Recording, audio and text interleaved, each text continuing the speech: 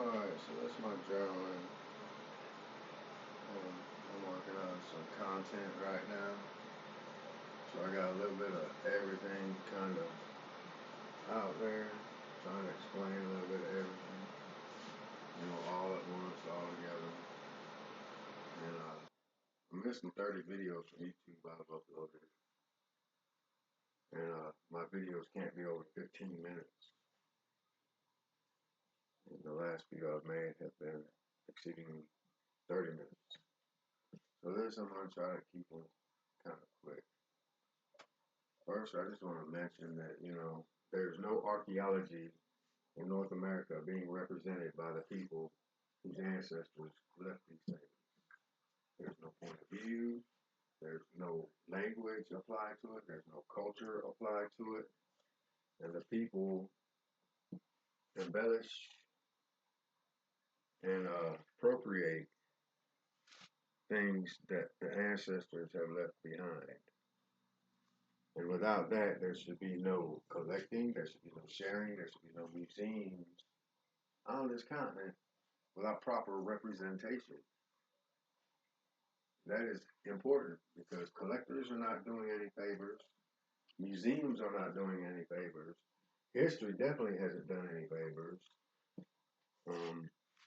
And today's modern technology has taken advantage of that as far as the genocidal conquest is concerned and the continuation of it, and it not being acknowledged for what it is, what it was. Um, so basically, I should lead off with that. That's muy importante. Aquí grande tortuga. Anyway, now this is a little bit of history, man, basically. And what you're looking at are artifacts associated to people, place, and time that are never represented as such. It's all been appropriated. For example, okay, this right here explains every little single thing right there.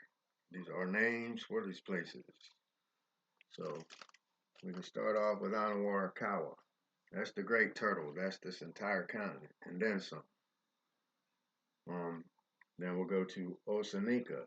Historically, this was called Osaninka. Okay, that's Seneca Stone Village.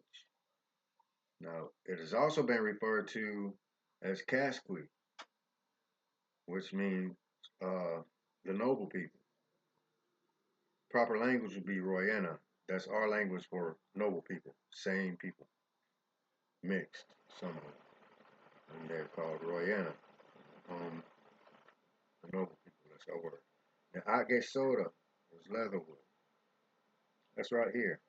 Now, this marble piece is in the shape of Lost Lake, which is right there. Okay? Now, there's two of those. There's one here facing west, and then there's one northeast of here facing east. And then we also have another lost lake in the form of a bird effigy. This will be located right here facing east. There would be another one of these to the northwest over here somewhere facing west. Now, our ports would have a mound at them. Every single map you find that's dated with a port on it and a mound are people of the Great Hill. That's Unindawaga people.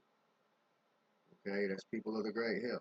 That's our ships and our ports. We're missing 22 villages, 22 ports, and everything. This is just kind of a summary of the different people we were related to that came and went from those ports based on our relationship with them. Now, those ports will start with a fortification actually on the river, which will be a hexagon, six-sided. Then the inland fortifications would be the circles. Okay, this is a mound. These are our mounds, our Great Hill mounds. These are our platform mounds. Okay, these are our seaboard ports right here. These would be our river ports right here. These would be our seaboard ports. Now, all these have been misrepresented for what they are and what they truly represent. like the Cuscuentas. We had quite a few of them. We had one for land, one for water, and they both would represent both depending on how they were being um, explained or utilized, or the people involved with them. But they also mean the mountains and different terrestrial features. Now you'll find artifacts in the shape of everything we've ever done on this continent. Our oral traditions start with talking stones. Okay, now these right here are specific to actual personal ports, and the shape of them are going to be the shape of the shoreline. Like this is going to be a shape of one situated somewhere over here. This will be the shape of another one next to it, maybe. And this one might even be in between it. Those will be water routes coming inland. And when you come in from this way, you're coming in from the west. When you come in from this way, you're coming in from the east. That's how we do that. Um, and again, I got all this for contextual reasons, and I'm trying to do this real quick and explain a lot of different things all at once. Even when it comes to all of this is important. You got sundials, you got sextants, and you got equipment to navigate. That's not represented. Okay, this is actually how to get around everywhere around the world right here. Um, and it's related to astrology and terrestrial markers. This is what you would use to find them with these holes in all this. Now, this has the same symbolisms as all of that on there. And that's the purpose of it. Then you want to read the shadows, because where the shadows fall on the map, that's going to be the horizon more than likely, or a feature that you're looking for. See the shadow right here with the hole right there and the shape of it?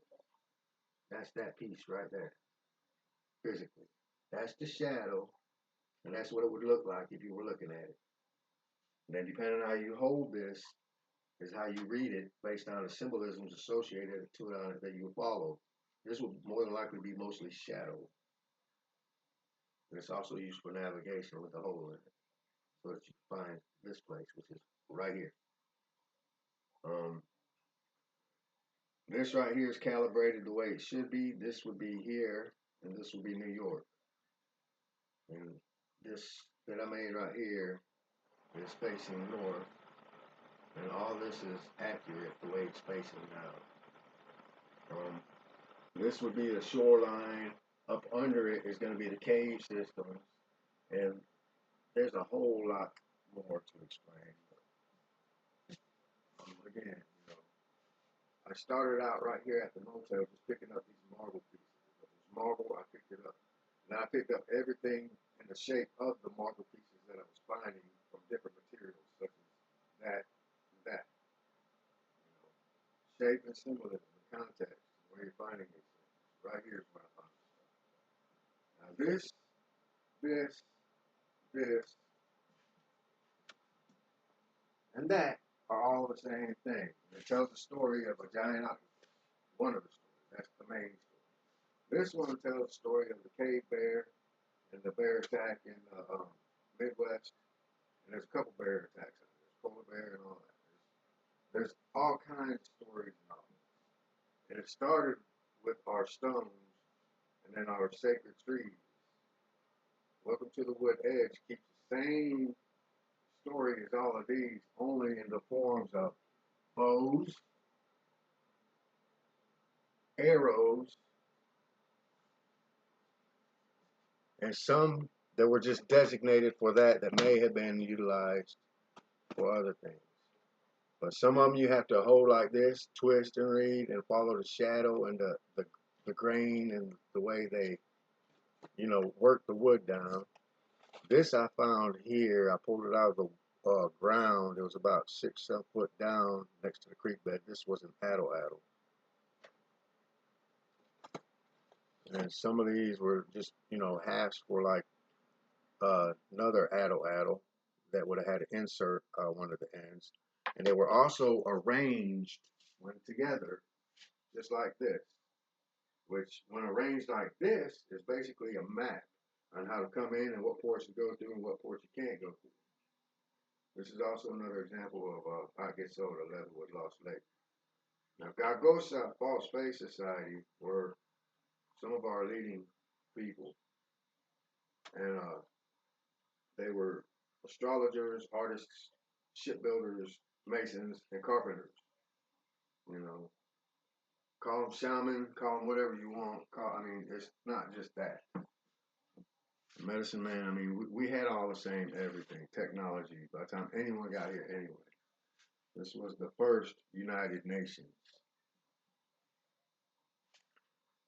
Um, so, yeah, that's a little bit today. I got to keep this short, 10 minutes. I'm at 11 minutes, so I'll get back to something else later.